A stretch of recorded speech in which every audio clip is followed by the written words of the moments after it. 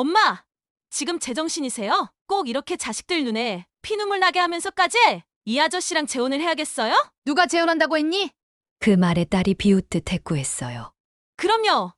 같이 사시겠다는 거 아니에요? 마치 제가 어마어마한 죄라도 지은 사람처럼 자식들이 저를 몰아세우고 있었어요. 그냥 둘이 살림만 합치려는 거야. 결혼식도 혼인신고도 안 할 건데. 엄마, 그게 바로 결혼이에요. 왜 이렇게 노망난 소리를 하세요? 노망, 그 말에 심장이 쿵 내려앉았어요. 그래, 설령 결혼을 한다 해도 그게 뭐가 그리 잘못됐다는 거니? 엄마, 제발 나이 좀 생각해 보세요. 내 나이가 뭐가 어떻다는 거야? 70 넘으면 사랑하면 안 되니? 행복해지면 안 되는 거야? 손주들 얼굴 보기 부끄럽지 않으세요? 부끄럽다고? 내가 뭘 그렇게 부끄러운 짓을 했다고 그래? 사람이 사람을 좋아하는 게 그게 그렇게 부끄러운 일이니? 엄마, 이제 와서 무슨 사랑이에요? 주책 맞게? 아, 그래. 너희들이 하는 건 사랑이고 내가 하는 건 주책이구나. 안녕하세요. 오늘도 찾아주셔서 감사합니다. 귀촌한 엄마가 시골에서 여유를 즐기고 있는데 갑자기 자식들이 찾아와 고래고래 소리를 치고 있습니다. 그러는 바람에 마을에 있던 모든 사람들의 이목이 집중되고 말았는데요. 엄마와 자식들 사이에 도대체 무슨 일이 있었던 걸까요? 사연 들으시고 댓글로 여러분의 생각도 꼭 나눠주세요. 구독과 좋아요, 그리고 알림 설정을 눌러주시면 앞으로 올라올 이야기들도 가장 먼저 보실 수 있습니다. 그럼 지금부터 안타까운 사연을 만나보겠습니다. 안녕하세요. 저는 수도권 살다가 지방으로 내려온 72세 임순이라고 합니다. 제 남편은 20여 년 전 갑자기 세상을 떠났습니다. 쉰도 되기 전이었죠. 세상이 무너진 줄만 알았어요. 그러나 무너질 수 없었습니다. 어린 자식들이 있었으니까요.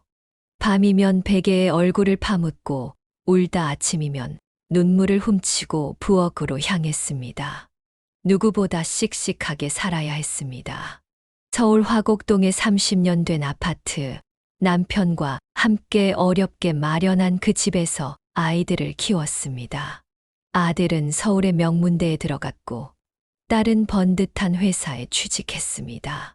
그 모든 게 기적처럼 느껴졌죠. 엄마, 이제 우리가 효도할게요. 자식들이 결혼하던 날 그렇게 말했을 때, 저는 그 말 하나로 지난 세월이 보상받는 듯 했습니다. 아들 신혼집을 마련해줬고, 딸 결혼식 비용도 제가 감당했습니다. 엄마, 이제 다 쓰고 돌아가셔도 돼요. 그때는 그 말이 감사했습니다. 자식 농사 제대로 지었다 생각했죠. 그로부터 다시 20년이 흘렀습니다. 우리 아파트가 재건축 대상이 되며 집값이 폭등했습니다. 30년 전 남편과 함께 헐값에 산 집이 이제는 10억이 넘는 자산이 되었죠. 자식들의 눈빛이 달라졌습니다. 엄마, 아파트 잘 지키고 계세요. 자식들의 걱정이 제 건강이 아니라 집으로 향해 있다는 걸 느낄 수 있었습니다. 슬프고 허탈했습니다. 서울이라는 도시는 여전히 화려하고 편리했지만 제 마음은 점점 더 쓸쓸해져 갔습니다.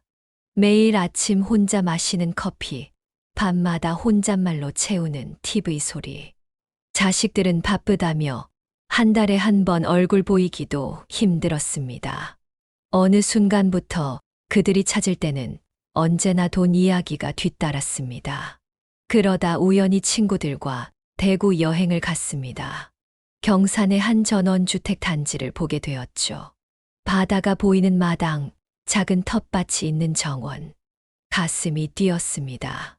저곳이라면 남은 인생을 조용히 그리고 조금은 행복하게 보낼 수 있을 것 같았어요. 경산으로 내려가려고 해.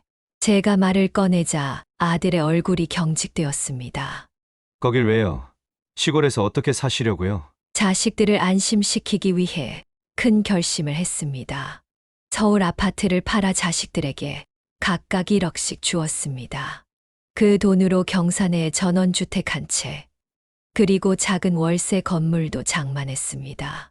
서울집 계속 갖고 계셔야죠. 그 집값 앞으로도 오를 텐데요. 여기서 더 올라도 뭐하니? 내가 죽을 때 관 속에 들고 들어갈 것도 아닌데. 경산으로 이사 온 첫 달은 생각보다 고됐습니다. 서울의 소음이 그리웠고 조용함이 오히려 낯설었습니다. 새 소리와 풀소리가 귀를 간지럽히는 이 평화로운 마을이 왠지 모르게 저를 외롭게 만들었습니다. 아침이면 텃밭에 물을 주고 잡초를 뽑았죠.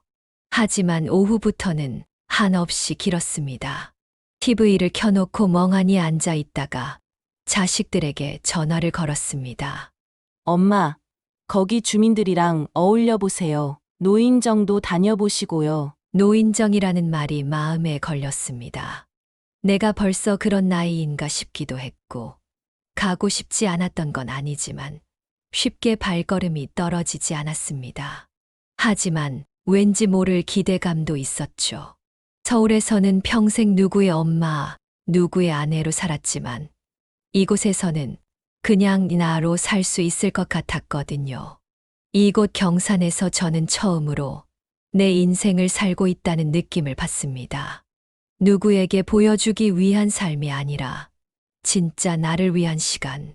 아, 내가 나를 조금씩 찾아가고 있구나. 아직 모든 이야기가 끝난 것은 아닙니다. 새로운 인연, 새로운 시작, 그리고 제 인생의 두 번째 봄은 이제 막 피어나기 시작했습니다. 결국 자식들 말대로 저는 마을 입구에 있는 노인정을 찾았습니다. 처음엔 그저 시간을 때우기 위해서였죠. 딱히 바라는 것도 없이 그저 하루라도 덜 적적하길 바라며요. 그런데 그곳에서 제 인생이 바뀌게 될 줄은 몰랐어요. 서울에서 오셨다고요? 네. 보봉구 쪽에서 살다가. 어머. 저도 젊었을 땐 쌍문동에 살았어요. 그렇게 김씨 할아버지를 처음 만났습니다. 올해 75. 아들 둘은 타지에 살고 있고 부인과는 오래전에 사별하셨다고 하더군요. 왠지 모르게 마음이 끌렸습니다. 어쩐지 마치 거울을 보는 것 같았거든요. 나이든 우리의 외로움이 서로를 알아본 걸까요? 혹시 노인정 처음 오시는 거예요? 얘 좀 어색해서. 제가 소개해 드릴까요? 김씨 할아버지는 노인정에서 인기인이었습니다. 유쾌한 성격의 깔끔한 옷차림, 말투 하나 행동 하나의 품격이 느껴졌어요. 그런 분이 저를 다정하게 챙겨주시니 마음이 움직이지 않을 수 없었죠. 이따가 같이 등산해요. 정상까지는 안 가도 돼요. 중턱에서 바라보는 풍경이 참 좋아요. 산이요? 제가 무릎이 안 좋아서. 천천히 걸으면 괜찮아요. 쉬엄쉬엄 가요. 산행은 어색한 저희 사이를 조금 더 가까이 해주었습니다. 천천히 걷다 쉬고 중턱 평상에 앉아 김씨 할아버지가 싸온 귤을 까먹으며 웃었습니다. 그날 처음이자 마지막처럼 반짝이는 경치를 봤고 제 마음도 그처럼 반짝였어요. 힘들면 말하세요. 아니에요. 참 좋네요. 나오길 잘했어요. 그 이후로 제 일상은 조금씩 달라졌습니다.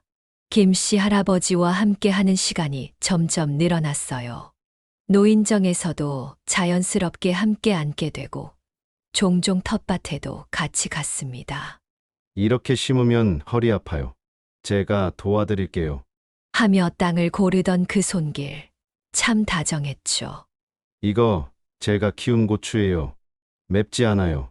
저는 김치 좀 담갔는데 같이 나눠 먹어요. 작은 선물들 속에 마음이 담겼습니다. 매일이 기다려졌고 아침마다 거울 앞에 서는 시간이 길어졌어요. 흰 머리카락도 조심스럽게 정리하고 무채색 옷 대신 분홍색 스카프를 둘렀죠. 오늘 옷이 참 예쁘시네요. 어머, 그래요? 가슴이 철렁거렸습니다. 이런 느낌, 이 나이에 처음이었죠. 서울에 있을 땐 하루하루가 늘어졌어요. 하지만 여기서는 하루가 어떻게 가는지 모를 정도였죠. 그저 그분과 함께 있다는 이유만으로 모든 것이 새롭고 따뜻했어요. 그렇게 어느 날 딸과 통화를 하던 중이었습니다. 엄마, 요즘 목소리가 다르네. 그래. 왜? 뭔가 생기가 돌아. 예전엔 늘 지쳐 보였는데. 순간 말문이 막혔습니다. 정말 제가 달라졌나 싶었죠. 그게 그분 때문이라는 걸 부인할 수 없었어요. 맨날 노인정 얘기, 김씨 아저씨 얘기만 하잖아. 설마 남자친구 생긴 거예요? 딸의 말에 얼굴이 확 달아올랐습니다. 무슨 소리야. 이 나이에 주책 맞게. 허둥지둥 변명했지만 그날 밤 잠이 오질 않았습니다.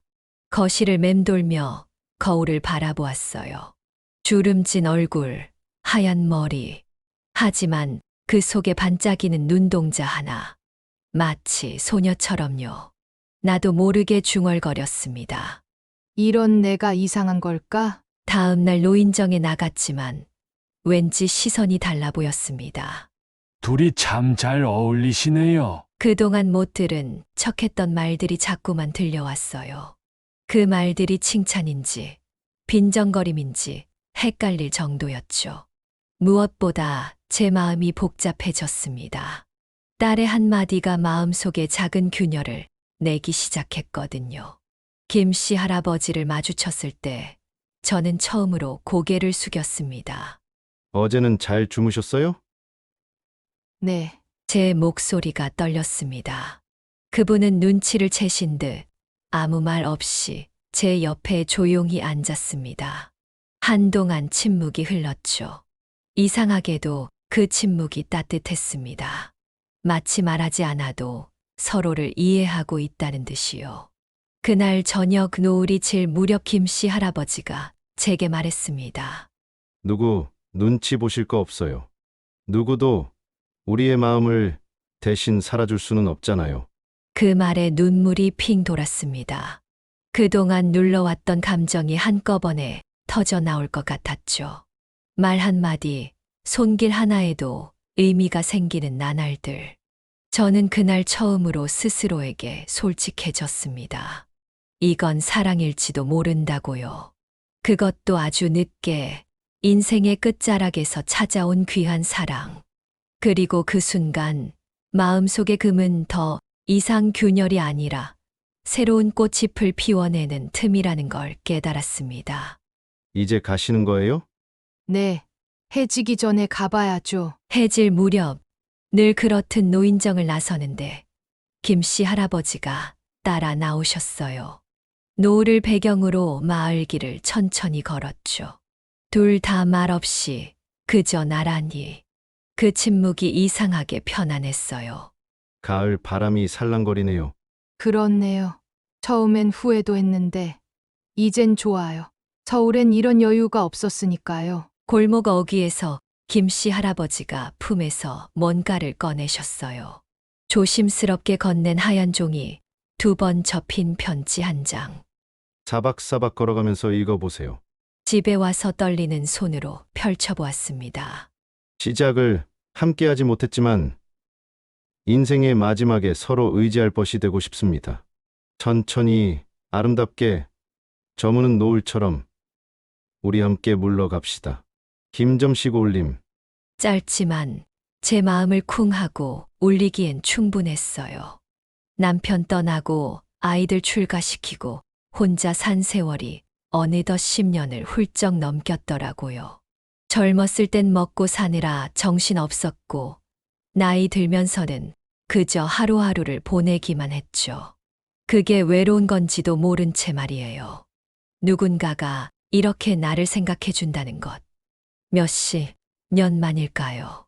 가슴 한구석이 은은하게 데워지는 느낌이 들었어요. 물론 젊었을 때처럼 뜨거운 사랑은 아니겠죠. 하지만 분명 작고 따뜻한 불씨 같은 감정이 제 안에서 피어나고 있었어요. 사랑일까?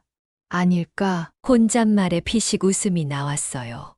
이런 게 다 무슨 일인가 하면서도 자꾸만 그 편지를 다시 펼쳐보게 되더라고요. 설렘 뒤엔 두려움이 밀려왔어요. 이 나이에 이런 감정을 품어도 될까? 자식들이 뭐라고 할까? 그분도 가족이 있을 텐데. 하지만 밤하늘의 달빛은 말없이 환했어요. 마치 처녀 시절처럼, 아니 어쩌면 그보다 더 깊은 설렘이 제 가슴을 두드리고 있었죠. 며칠 뒤 따사로운 가을 오후였어요. 김 선생님과 텃밭에서 고추를 따고 있었죠. 올해는 고추가 참 잘 됐네요. 선생님이 잘 가르쳐 주신 덕분이죠. 그때였어요.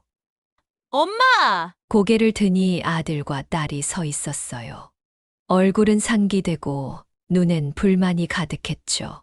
어머, 너희들 웬일이니? 전화도 안 받고 왜 이렇게 연락이 안 되는데요? 그러고 보니 며칠 전부터 전화가 몇 번 왔었죠. 텃밭에 정신이 팔려서 그저 넘겨버렸던 건데. 바쁜데 여기까지 찾아오게 만드세요. 내가 오라고 했니? 김 선생님과 집 안으로 들어가려는데 자식들이 쫓아 들어왔어요. 여기 계시니까 차라리 잘 됐네요. 이참에 탁 터놓고 얘기해요. 나는 할 말 없으니까 바쁘면 올라가 봐라. 엄마! 정말 동네 창피하게 왜 이러세요? 뭐가 창피하다는 거니? 70 넘은 분들이 그 나이 먹고 뭐 하는 짓들이세요? 그 말에 가슴이 철렁 내려앉았어요. 누가 연애를 해? 친구처럼 지내는 건데. 친구요? 매일 같이 다니시고 텃밭도 같이 가꾸시고 동네 어르신들이 다 수군거리신다고요. 엄마! 도대체 얼마나 깊은 사이길래? 그만해! 처음이었어요. 자식들 앞에서 소리를 질렀던 건 손이 떨렸어요. 왜 이러니? 내가 뭘 잘못했다고 이렇게 몰아세우니? 이러시면 안 돼요. 왜 안 된다는 거니? 옆에 계시던 김 선생님의 얼굴이 창백해졌어요. 부끄러움이 아니라 모욕감이었을 거예요. 그 순간이 너무 아팠어요. 앞으로는 이분 만나지 마세요. 너희가 뭔데 누구를 만나고 말고를 정하니? 가슴이 찢어지는 것 같았어요. 그토록 그리웠던 자식들인데 이렇게 만나게 될 줄이야. 엄마도 나도 사람이야. 나한테도 행복할 권리가 있어. 엄마! 지금 제정신이세요? 그날의 신경전은 끝날 기미가 없었어요. 자식들의 찢는 듯한 눈빛, 김 선생님의 얼어붙은 표정, 그리고 산산조각 나는 제 마음까지. 평화롭던 가을 오후는 그렇게 아프게 무너져 내리고 있었답니다. 꼭 이렇게 자식들 눈에 피눈물 나게 하면서까지 이 아저씨랑 재혼을 해야겠어요? 누가 재혼한다고 했니? 그 말에 딸이 비웃듯 대꾸했어요. 그럼요. 같이 사시겠다는 거 아니에요? 마치 제가 어마어마한 죄라도 지은 사람처럼 자식들이 저를 몰아세우고 있었어요. 마음속이 후벼 파이는 기분이었죠. 그냥 둘이 살림만 합치려는 거야. 결혼식도 혼인신고도 안 할 건데. 엄마! 그게 바로 결혼이에요. 왜 이렇게 노망난 소리를 하세요? 노망. 그 말에 심장이 쿵 내려앉았어요. 그래. 설령 결혼을 한다 해도 그게 뭐가 그리 잘못됐다는 거니? 엄마! 제발 나이 좀 생각해보세요. 내 나이가 뭐가 어떻다는 거야? 70 넘으면 사랑하면 안 되니? 행복해지면 안 되는 거야? 그때 딸이 말했어요. 제 심장을 그대로 찔러버리는 말이었죠. 손주들 얼굴 보기 부끄럽지 않으세요? 그 말에 온몸의 피가 거꾸로 솟는 듯 했어요. 부끄럽다고? 내가 뭘 그렇게 부끄러운 짓을 했다고 그래? 사람이 사람을 좋아하는 게 그게 그렇게 부끄러운 일이니? 엄마! 이제 와서 무슨 사랑이에요? 주책 맞게. 아, 그래. 너희들이 하는 건 사랑이고 내가 하는 건 주책이구나. 그때 아들이 말을 보탰어요. 엄마, 솔직히 말해봐요. 저 아저씨, 엄마 재산 노리는 거 아닌가요? 뭐라고? 요즘 세상이 얼마나 무서운데요. 노인들 재산 노리고 접근하는 사람들 얼마나 많은데 돈 결국 돈 얘기구나. 우리가 걱정돼서 그러는 거잖아요. 걱정? 니들이 날 걱정한다고? 나도 너희처럼 누군가를 좋아할 수도 있고 외로울 땐 기대고 싶은 마음도 있어. 그게 그렇게 이해하기 어려운 일이니? 엄마, 그래도 그만해. 더는 듣고 싶지 않아. 창밖엔 저녁 노을이 스러지고 있었어요. 붉게 물든 하늘을 보며 느꼈어요. 제 마음 안에서도 뭔가가 서서히 저물고 있다는 것을. 그때 김 선생님이 조용히 입을 열었어요.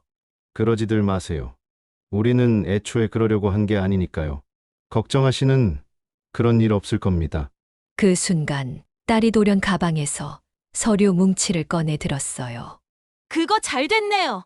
그럼 지금 각서 쓰세요. 이게 뭐니? 손이 떨리며 종이를 펼쳤어요. 혼인신고를 절대 하지 않겠다. 유산에 대해 일체의 권리를 주장하지 않겠다. 그걸 보는 순간 마치 제 앞에 제사상을 차려놓은 듯한 기분이었어요. 아예 확 죽어버리라고 고사를 지내지 그러니? 엄마! 왜 말씀을 그렇게 하세요? 우리는 진짜 걱정돼서 그러는 건데? 걱정? 너희는 꼭 내가 당장 죽을 사람처럼 말하는구나. 난 아직 70밖에 안 됐어. 당장 죽을 것 같니? 김 선생님이 차분하게 말씀하셨어요. 할게요. 각서 쓰겠습니다. 하지만 그 전에 한 말씀만 저도 사는데 부족함 없고 우리 아들 둘도 변호사, 세무사로 잘 살고 있습니다. 제가 가진 것들 나중에 다 제 자식들에게 갈 거고요. 그 말을 듣고도 자식들 얼굴엔 아무 변화가 없었어요. 그 순간 저는 딸이 내민 종이를 찢어버렸어요. 당장 이 집에서 나가! 엄마! 우리한테 왜 이래요? 왜 이렇게 변했어요? 변한 건 너희들이야! 해줄 만큼 해줬으면 이제는 엄마가 행복하게 살라고 격려해줄 수도 있잖아. 그런데 지금 이게 사람이 할 짓이냐? 혼인신고 안 한다고 분명히 말했잖아. 그렇게 바쁘다고 오지도 않던 애들이 시간 맞춰서 찾아온 것도 참 황당하네. 그건 엄마가 웬 아저씨한테 꼬여 있으니까 그렇죠? 그럼 이제 선택해요. 나 아니면 그 아저씨야?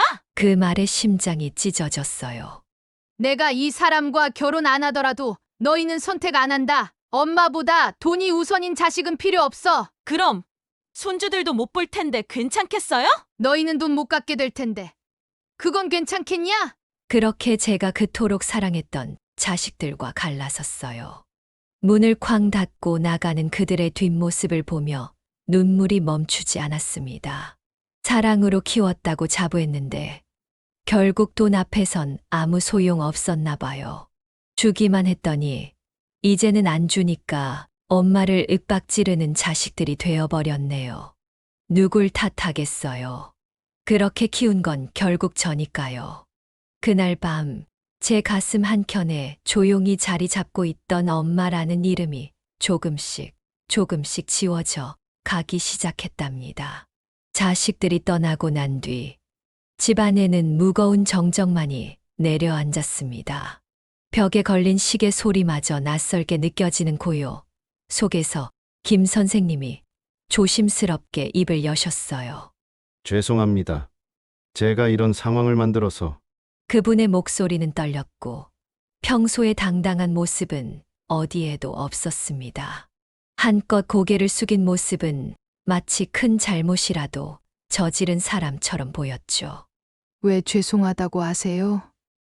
이렇게 무례한 건 제 자식들이에요. 그 순간 김 선생님은 조용히 자리에서 일어나 책상 앞에 앉으셨습니다. 그리고 무언가를 꺼내 들고 쓰기 시작하셨어요. 뭐 하시는 거예요? 각서를 쓰겠습니다. 안 돼요. 그럴 필요 없어요. 하지만 그분은 단호하셨어요. 아까 말씀드렸듯이 전 재산이 필요하지 않습니다. 제게는 제 집이 있고 은행에 모아둔 돈도 있어요. 두 아들도 잘 살고 있고요. 전 그저 함께 있으면 따뜻하고 웃게 되는 사람을 만났을 뿐입니다. 그분의 손끝에서 내려오는 글씨는 또박또박하고 반듯했어요. 그 안에 담긴 진심이 고스란히 느껴졌죠. 한 글자 한 글자 적어 내려갈 때마다 제 마음은 더 깊이 찢어졌어요. 자식들이 들이민 각서는 날카로운 칼날이었지만 이분이 쓰는 각서는 제 가슴을 찌르는 망치 같았죠. 그만하세요.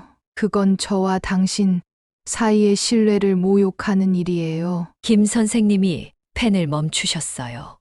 눈가엔 이슬 맺힌 눈물이 있었고 그 눈빛은 말없이 제게 말하고 있었어요. 세상이 우리의 마음을 이해해 줄 때가 올까 하고요. 그 순간 뭔가 안에서 폭발하듯 치밀어 올랐어요. 도대체 우리가 뭘 그렇게 잘못했는데요? 왜 사랑 하나 하면서 이 모든 걸 증명해야 해요? 내가 얼마나 아끼고 소중히 여기는 분인데 왜 그 마음 하나 표현하는 것도 이런 모욕을 받아야 하냐고요. 제 손이 움직였어요. 자식들이 가져온 닥서도 김 선생님이 쓰시던 각서도 모조리 찢어버렸죠. 이게 뭐예요? 이게 대체 무슨 세상이야? 사랑하는 것도 죄야? 내가 뭘 그렇게 잘못했단 말이야? 목울대가 타오르듯 뜨거웠어요. 눈물이 터져 나오려는 걸 억누를 수 없었어요. 젊어서는 자식들 뒷바라지하느라 돈 벌어 먹이고 입히느라 내 삶은 뒷전이었어요. 늦은 밤 떡볶이 포장마차에서 허리 굽혀 일하고 새벽에는 김밥을 말면서 하루를 시작했어요. 남편 잃고 나서도 한 번도 울지 않았어요. 아이들이 무너지면 안 되니까. 그런 엄마였어요. 그런 내가 지금 겨우 이 나이에 누군가에게 기대고 싶다고 했을 뿐인데 그게 그렇게 큰 죄인가요? 김 선생님이 조용히 제 손을 잡아주셨어요. 따뜻했어요. 아무 말 없이 그저 손만 꼭 잡아주셨어요. 우리 당당하게 삽시다. 각서 따위 필요 없어요. 난 이제 내 인생을 살 거예요. 그때였어요. 현관문이 벌컥 열리더니 아들이 다시 들어왔습니다. 얼굴은 굳어 있었고 눈빛은 차가웠어요. 엄마, 정신 좀 차리세요. 앞으로 손주들 얼굴 못 보실 수도 있어요. 그게 괜찮으세요? 제 심장이 멎는 듯 했어요. 손주들, 나를 할머니 부르며 뛰어와 안기던 그 아이들. 손주들을 협박으로 써. 그 애들 내 자식들 아니니? 그 애들에게 그런 생각을 심어줄 셈이야? 할머니가 사랑을 찾아간 게 창피하다고 가르칠 거니? 딸도 덧붙였어요. 엄마가 이런 식이면 애들 학교에서 애들이 뭐라 하겠어요? 엄마, 현실을 좀 보세요. 그냥 이제는 내려놓으셔야죠. 엄마, 우리 그 사람 정말 순수하게 엄마만 좋아해서 만나는 건지 모르겠어요. 결국은 재산 때문 아니에요? 됐어. 그만해. 정말 너희가 내 마음은 안 보고 그저 돈만 보는구나. 결국 내 사랑은 의심받고 내 인생은 허락받아야 하는 거니? 눈앞이 흐려졌어요. 손주들의 웃는 얼굴이 떠오르고 그 아이들이 크면 나를 이해해 줄까. 그렇게 믿어야겠다는 생각이 들었어요. 그래. 협박하렴. 뭐든지 해봐. 하지만 알아둬라. 내가 포기하는 건 너희가 아니라 너희 탐욕이야. 손주들. 그 아이들이 크면 이해할 거야. 그들의 할머니가 왜 마지막 인생을 사랑으로 채우려 했는지. 엄마, 진심이세요? 진짜 이대로 가겠다고요? 그래. 난 갈 거야. 나중에 후회해도 괜찮아. 지금 후회하지 않으면 되니까. 난 내 인생 마지막을 내 의지대로 살 거야. 자식들이 다시 문을 닫고 나갔어요. 쾅 하는 소리와 함께 뭔가 가슴이 찢어졌어요. 그렇지만 이번엔 울지 않았어요. 고요했어요. 마치 태풍이 지나간 뒤처럼. 그날 밤 자식만 바라보던 어머니는 사라졌습니다. 대신 한 사람의 여자, 자신의 행복을 당당하게 선택한 여자가 남았습니다. 휴대폰이 울린 건 며칠 뒤 저녁이었습니다. 딸이 보낸 메시지였습니다. 엄마, 우리가 말이 격했던 거 알아요. 화면을 바라보는 제 손이 떨렸어요. 그 작은 문자창에서 쏟아지는 자식의 말들이 제 가슴을 후벼 팠습니다. 근데 엄마가 그 남자한테 푹 빠져서 우리한테 필요 없다고 하니까 너무 충격적이었어요. 또 시작이구나 싶었어요. 요즘 세상이 얼마나 무섭냐는 이야기. 누굴 믿고 살 수 없다는 경고. 그 아저씨가 만약 사인 안 한다고 했으면 당연히 엄마 재산을 노리고 접근한 거잖아요. 우리가 돈이 좋아서 그러는 게 아니라 엄마를 위해 그러는 거예요. 그래요. 이해해요. 나를 걱정하는 마음이겠죠. 하지만 왜 그 걱정은 항상 의심의 형태로 오는 걸까요? 그분도 남은 인생 자식도 안 보고 살겠다고 하면 마음이 편하겠어요? 다시 잘 생각해봐요. 끝까지 제 마음을 모르는군요. 언제부터였을까요? 내 인생의 모든 선택이 자식들의 허락을 받아야 하는 일이 되어버린 게. 문득 어릴 적 딸아이가 떠올랐어요. 엄마, 나 커서 엄마처럼 될래. 그때는 그렇게 눈망울이 맑았던 아이가 이제는 엄마의 마지막 사랑까지 가로막네요. 정말로 궁금했어요. 왜 내 돈이 자식들 돈이 되었을까요? 내가 평생 장사하며 허리 굽히며 모은 돈인데 왜 자식들이 그것마저 지켜야 할 유산처럼 말하는 걸까요? 내가 아들, 딸 키워줬는데 이제는 죽을 날 얼마 안 남았다고 남은 돈까지 다 가겠다니? 부모란 존재는 결국 끝까지 자식들에게만 모든 걸 바쳐야 하는 걸까요? 그래, 너희에겐 내가 그저 엄마일 뿐이지. 사랑하고 싶고 행복해지고 싶은 한 여자로는 절대로 안 보이겠지. 눈물이 나더군요. 휴대폰을 들고 답장을 쓰기 시작했어요. 너희들은 꼭 내가 곧 죽을 것처럼 말하는데 엄마는 아직 70이야. 아픈 데도 없고 아직은 하고 싶은 것도 많아. 내가 좋아하는 사람과 여생을 함께하고 싶다고 말한 게 왜 그렇게 죄가 되니? 혼인신고 안 한다고 했잖아. 너희한테 상속될 것도 그대로 둘 건데 그저 내 인생의 마지막 계절을 따뜻하게 보내고 싶을 뿐이야. 나는 너희처럼 젊은 시절이 있었고 나도 꿈이 있었단다. 평생을 너희 위해 살았어. 그런데 이제 남은 시간은 나를 위해 살고 싶어.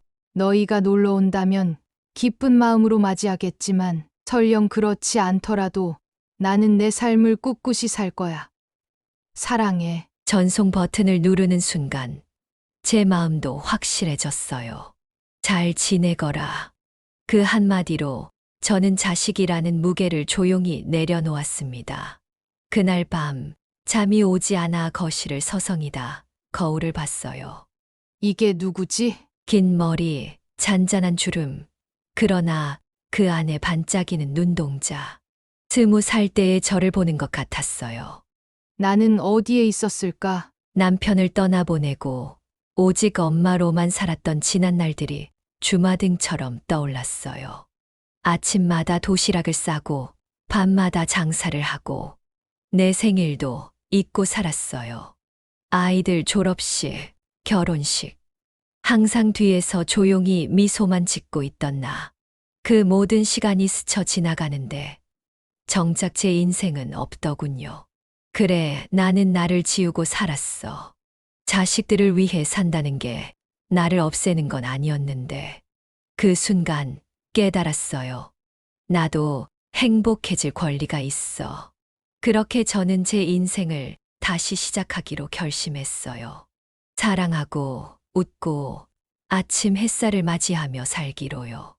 아침 일찍 김 선생님을 불러 텃밭에서 만났습니다. 제가 결심했어요. 새벽 이슬이 내린 밭 한가운데 우리는 마주 앉았죠. 혼인신고는 하지 않기로 해요. 그건 자식들 때문이 아니에요. 그냥 제 선택이에요. 우리 그냥 우리대로 살아요. 김 선생님이 제 손을 조심스레 잡았어요. 그 따뜻한 손길에 눈물이 날 뻔했죠. 아침에 눈 뜨면 함께 인사하고 저녁이면 하루를 나누고 같이 텃밭 가꾸고 장도 보고 그렇게 소소하게 살아가요. 이건 타협이 아니에요. 진짜 제가 원하는 삶이에요. 그럼 제가 이사를. 여기 오세요. 이 집에서 함께 살아요. 그분의 말에 제 마음이 잔잔히 떨렸어요. 우리 서로의 마지막을 아름답게 해주는 동반자가 돼요. 네, 그렇게 해요. 햇살이 텃밭을 환하게 비추며 고추잎 위에 맺힌 이슬이 반짝였어요. 우리의 새로운 시작을 축복해주는 빛처럼. 사랑이란 꼭 서류나 도장이 있어야 성립되는 게 아니었어요. 마음이 닿고 함께 하루를 나누고 서로를 바라보며 웃을 수 있다면 그게 바로 사랑이었어요. 이제 저는 제 인생의 봄을 비로소 시작합니다. 휴대폰이 조용해진 지 벌써 일주일이 지났어요. 매일 아침 눈을 뜰 때마다 혹시나 하고 핸드폰을 확인하지만 여전히 아무 연락도 없어요. 예전 같았으면 가슴이 미어지고 눈물이 앞을 가렸을 텐데 이상하게도 이젠 마음이 고요합니다. 마치 오랜 비가 그치고 난 뒤 하늘이 말갛게 개는 것처럼요. 텃밭에서 방울토마토를 따다가 혼잣말을 했어요. 오늘도 전화 없네. 김 선생님이 바구니를 들어주시며 물으셨어요. 많이 서운하시죠? 아니에요. 이상하게도 이젠 마음이 초연해졌어요. 자식들도 자기 삶이 있고 저도 제 삶이 있는 거죠. 전화가 오면 반가운 거고 안 오면 그저 그런 거예요. 예전에는 자식들의 일정에 맞춰 제 하루가 움직였죠. 이번 주말에 애들 데리고 갈게요. 매주 듣던 그 말이 사라진 건 아쉽지만 억지로 돌아가고 싶진 않아요. 그저 있는 그대로의 내 하루를 살 뿐이에요. 이제는 제가 행복해야 자식들도 진정한 행복이 무엇인지 배울 수 있을 것 같아요.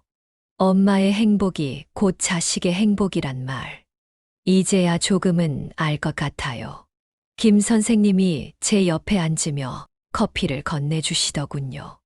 날씨 참 좋네요. 네. 오늘은 하늘이 참 파랗네요. 이제는 자식들의 부재가 텅 빈 구멍처럼 느껴지지 않아요. 오히려 그 빈자리에 제 자신이 들어와 있는 것 같아요. 그렇게 조용히 제 삶이 다시 시작된 거죠. 언젠가는 연락 오겠죠. 하지만 그때까지는 저답게 살 거예요.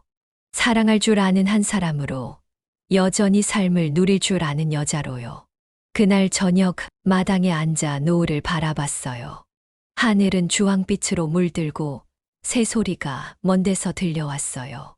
우리 애들 잘 지내고 있을까요? 당연하죠. 잘 키우셨잖아요. 김 선생님의 그 한마디에 마음 한편이 뜨거워졌어요. 그렇지만 여전히 밤이 되면 마음 한켠이 허전해요. 손주들의 맑은 웃음소리, 제 무릎에 안겨 할머니 하고 부르던 그 작은 목소리들이 문득문득 그리워요. 이불 속에서 몰래 눈물을 훔치는 날도 있죠. 새벽녘 감에서 깨어 핸드폰 속 사진을 바라보다가 잠드는 날도 있고요. 이 나이에 무슨 사랑이야. 그냥 손주들 보면서 조용히 살지 하고 스스로를 책망하다가도 다시금 다짐해요. 아니야, 나도 사람이야. 나도 행복해질 자격이 있어. 이건 이기적인 게 아니라 제 삶을 위한 용기입니다. 김 선생님이 이 집으로 이사 오신 지 한 달이 지났어요. 처음엔 참 어색했어요. 오랫동안 혼자였던 공간에 누군가의 숨결이 있다는 게 낯설었죠. 그런데 어느 순간 그 낯설음은 따뜻함으로 바뀌었어요. 아침이면 함께 텃밭에 물을 주고, 점심엔 마을 어르신들과 담소를 나누고, 저녁이면 마당에서 차를 마셔요. 내일은 뭐 할까요? 날씨 좋으면 마을 한 바퀴 걸어볼까요? 이런 소소한 대화들이 이젠 제 하루의 기쁨이에요. 서울에 있을 땐 늘 누군가의 엄마, 누군가의 할머니로 살았죠. 하지만 지금은 그저 나로 살고 있어요.